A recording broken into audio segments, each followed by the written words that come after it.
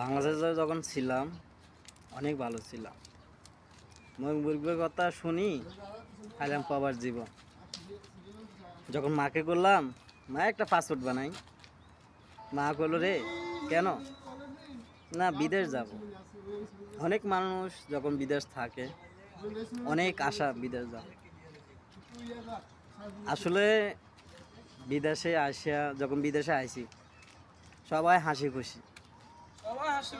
এখন বিদেশ পাওয়ার জীবন আসা স্যালারি 2 মাস 3 মাস পর স্যালারি দেয়, আর বাড়ির মানুষ মনে করে কোন মাইয়ালয় ঘুরি টাঙ্কি মারি।